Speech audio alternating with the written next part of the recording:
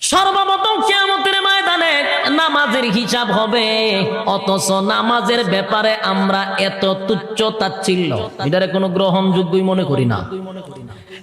যুবক ভাই, অথচ তোমার বোঝা আমার বোঝা দরকার।